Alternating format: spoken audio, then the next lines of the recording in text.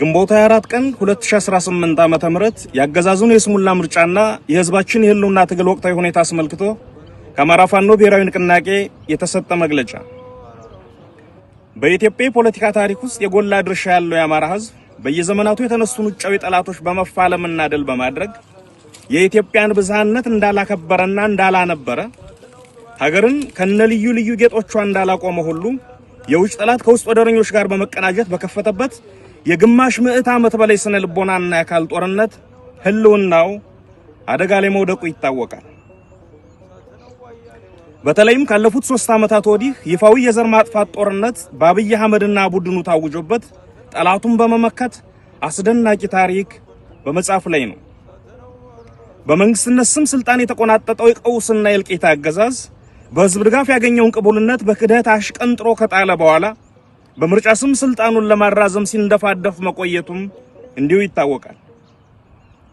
መላው አማራና የኦሮሞ ህዝብ አገዛዙ በፈጠረው ጦርነት በሚቃጠሉበት በዚህ ወቅት የትግራይን ህዝብ መሰረታዊ ፍላጎት ኮልኩሎ ጉሮሮውን ይዞ በሚያስጨንቅበት የሲዳማ፣ ቤኒሻንጉልና ጉሙዝ፣ አፋርና ጋምቤላ እንዲሁም ሌሎች ኢትዮጵያዊ ወገኖች ታፍነው በሚሰቃዩበት በዚህ ወቅት ምርጫን ለማድረግ አይደለም ለማሰብ በማይቻልበት ሁኔታ የምርጫ ግርግር በመጀመር ህዝቡንና ዓለም አቀፍ ማህበረሰቡን ለማደናገር ሞክሯል።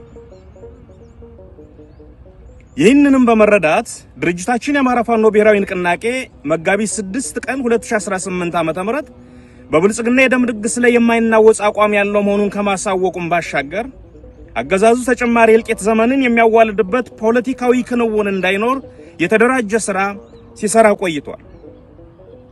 በዚህም መላው ህዝብ በነቂስ በመውጣት ምርጫ የሚባል ነገር እንደሌለ ከምርጫ በፊት ያገዛዙ ሰራዊት በህዝብ ላይ የከፈተውን ወረራና የዘር ማጥፋት ጦርነት እንዲያቆም ጠይቋል። በርካታ ፓርቲዎች፣ የፓርቲ አመራሮች፣ የዲሞክራሲና የሰብአዊ መብት ተቋማትም ተመሳሳይ አቋም ወስደዋል። በተለያዩ ቦታዎች ይደረጉ የነበሩ የምርጫ አስፈጻሚዎች፣ የታዛቢዎች፣ የምርጫ ቦርድ ሰዎች ከምርጫ ጋር የተያዙ እንቅስቃሴዎችና የምርጫ ቁሳቁሶች እንቅስቃሴም መካሄድ ሳይችል ቀርቷል። ይህ ይሳካ ዘንድም ድርጅታችን አፋብን የአብይ አህመድ አገዛዝ ይህንን የስሙላ ምርጫ ለማካሄድ የፈለገው ለዲሞክራሲ ስርዓት ግንባታ ሳይሆን በህዝባችን ላይ ለሚፈጸመው የጅምላ ጭፍጨፋና ማፈናቀል የመግደያ ሰርቲፊኬት ለማግኘት መሆኑን በዚህ የደም ድግስ ላይ የሚሳተፉ አካላት ሁሉ ከአገዛዙ ጋር እኩል ተጠያቂ እንደሆኑና ንቅናቄያችንም አስፈላጊውን እርምጃ እንደሚወስድ አስቀድሞ ማሳወቁ ትልቅ አስተዋጽኦ ነበር። ለዚህ የንቅናቄያችን ጥሪ ከአማራ ህዝብ፣ ከመላው የኢትዮጵያ ህዝብ፣ ከጸረ አምባገነን ኃይሎችና ከዓለም አቀፍ ማህበረሰብ ያገኘነው ድጋፍ እጅግ ከፍተኛና አበረታች ሆኖ አግኝተነዋል። ይህ ለትግላችን የታየው አጋርነት አገዛዙ በብቸኝነት ተገሎ ለመውደቅ መቃረቡን የሚያሳይ ትልቅ ማሳያ ነው።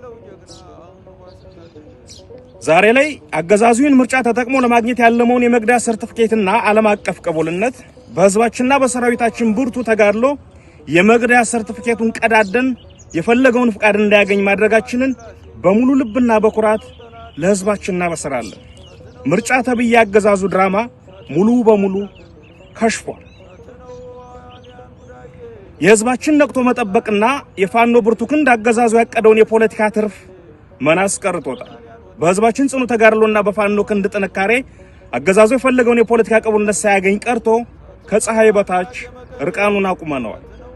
አብይ አህመድ ይህንን ምርጫ ተጠቅሞ በዓለም ፊት ተመርጫለሁ የሚል የሐሰት ካባ ለመልበስ የነበረው ተስፋ በኗል። ይህ ድል የትግላችንን የበላይነት ያረጋገጠ ሆኖት ሆኗል። ይህ ስለመሆኑም ባለፉት ጥቂት ቀናት ብቻ በመላው ዓለም ከፍተኛ ተሰሚነት ባላቸው ዓለም አቀፍ ሚዲያዎችና የሰብአዊ መብት ተቆርቋሪ ድርጅቶች የወጡት መግለጫዎች ማረጋገጫዎች ናቸው። የተከናወነው የምርጫ ቲያትር እጅግ አስቂኝና ለወደፊቱ ትውልድ የፖለቲካ ውድቀትና የስሙላ ምርጫ ምን እንደሚመስል ለማስተማሪያነት የሚያገለግል ተጨማሪ ክስተት ሆኖ ያልፏል። ድምጽ መስጠቱም ሆነ ውጤቱ አስቀድሞ በቤተ መንግስት ተጠናቆ የቀረበ መሆኑን ህዝብ ብቻ ሳይሆን ያገዛዙ ካድሬዎች እንኳን ሳይቀሩ በሚገባ እንዲረዱት ተደርጓል። ንቅናቄያችን በፈጠረው የፖለቲካ ጫና ምክንያት ያገዛዙ መዋቅር ውስጥ ያሉት ግለሰቦች እንኳን በስርዓቱ ላይ እምነት እንዲያጡና የውስጥ መከፋፈል እንዲፈጠር ሆኗል። ይህ የሚያሳየው አገዛዙ ከውጭ ብቻ ሳይሆን ከውስጥም እየፈረሰ መሆኑን ነው። ትግላችን አሁን ወሳኝ ምዕራፍ ላይ ይገኛል። አምባገነኑና ደመጣጩን አገዛዝ ለአንዴና ለመጨረሻ ጊዜ ከመንበሩ አስወግደን የህዝባችንን ህልውና ዋስትና የምናረጋግጥበት ጊዜ ቀርቧል። ስለሆነም መላው የአማራ ህዝብና የኢትዮጵያ ወዳጆች የጀመራችሁትን ድጋፍ አጠናክራችሁ እንድትቀጥሉ፣ በየአቅጣጫው የምትገኙ የጸረ አገዛዝ ኃይሎች በጋራ እንድንቆም፣ የአገዛዙ የጸጥታ መዋቅር ውስጥ ያላቸው ወገኖችም ከህዝባችሁ ጎን በመቆም የውድቀቱ ተባባሪ እንድትሆኑ ጥሪያችንን እናቀርባለን። በመጨረሻም ከግንቦት 21 ቀን 2018 ዓ.ም ጀምሮ ተፈጻሚ የተደረገው የተሽከርካሪ እንቅስቃሴ ገደብና የጥንቃቄ መመሪያ በመጠናቀቁ ከነገ ግንቦት 25 ቀን 2018 ዓ.ም ጀምሮ መደበኛ እንቅስቃሴዎች እንዲቀጥሉ የተፈቀደ መሆኑን እናሳውቃለን። ድል ለአማራ ህዝብ፣ ክፋት ለማንም፣ በጎነት ለሁሉም። አዲስ ትውልድ፣ አዲስ አስተሳሰብ፣ አዲስ ተስፋ። ህልውናችን በተባበረ ክንዳችን። አርበኛ ዘመነ ካሴ፣ የአማራ ፋኖ ብሔራዊ ንቅናቄ ሊቀመንበር። አመሰግናለሁ። ፋኖ ጥቅሱ ሲነጉ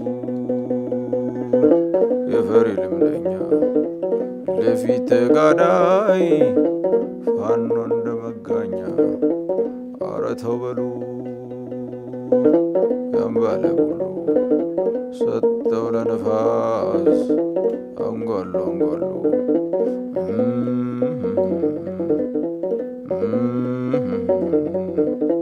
ልም ያለው ጫካ ልም ያለው ዱር ሲነጋገር ያድራል ከመውዜሩ ጋር